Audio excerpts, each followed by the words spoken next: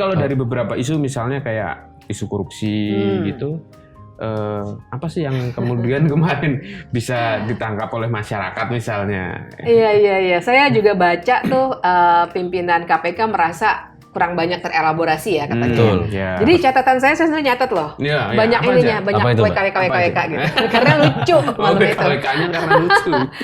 Karena jawabannya menurut saya, karena saya agak-agak nerdy ya, karena maksud saya kan saya dosen, jadi saya tahu ini ngaco nih jawaban aja, saya banyak ketawa. Contohnya?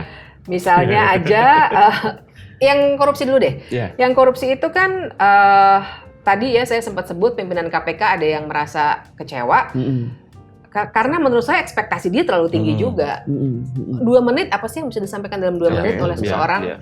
Karena faktor korupsi itu banyak banget. Jadi ya balik ke pertanyaan, apa sih yang lucu misalnya?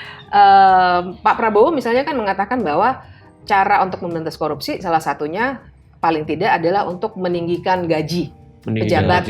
Nah, misalnya gitu ya. Nah, itu analisis yang kuno tuh sebenarnya. Betul. Jadi sekarang udah banyak sekali riset yang menunjukkan bahwa satu fenomena korupsi itu faktornya banyak sekali. Faktornya banyak.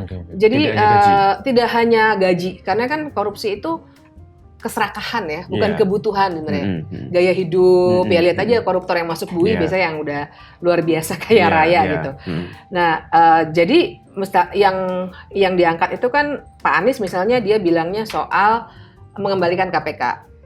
Mengembalikan KPK ke yang dulu. Nah, itu sih saya setuju. Tapi bukan satu-satunya cara gitu ya.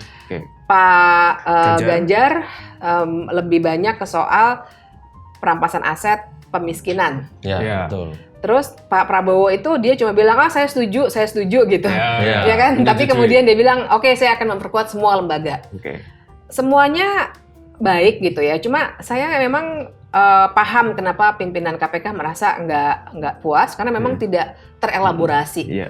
Karena misalnya Pak Prabowo bilangnya memperkuat semua lembaga. Sebenarnya kan bukan memperkuat ya, tapi mereformasi. Saya kira sudah bukan rahasia, misalnya reformasi kepolisian, reformasi kejaksaan itu dibutuhkan. Kalau menguatkan nanti jadi makin sewenang-wenang lagi gitu kan takutnya. KPK harus dikembalikan seperti dulu.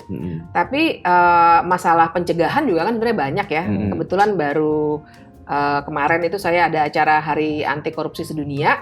Ada pemerintah itu sebenarnya punya strategi nasional pemberantasan korupsi. Stranas PK. Menurut saya sih itu keren. Cuma kemarin itu pas lagi diskusi, mereka juga mempertanyakan tantangannya banyak banget nih gitu. Nggak semua kementerian senang melakukannya gitu ya. Waktu saya ditanya soal itu, saya bilang, lah itu gunanya harus ada leadership yang kuat. Dan leadership adalah sebenarnya presiden.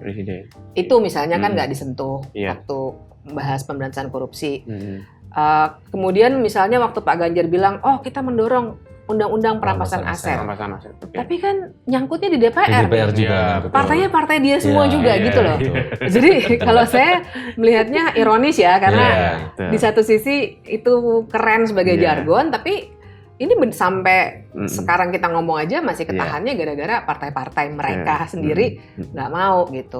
Tapi memang saya melihat soal pemberantasan korupsi itu mereka juga mungkin enggan ya untuk menjanjikan sesuatu yang terobosan.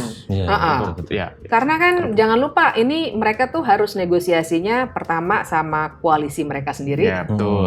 Kedua sama partai-partai lain pun karena kita presidensialisme multipartai. Dan ketiga sama bohir-bohir. Itu yang penting. Itu yang bahaya itu, Mbak. Iya kan? Jadi mereka mau janji sesuatu pas udah memerintah ya kita mesti skeptis lah ya.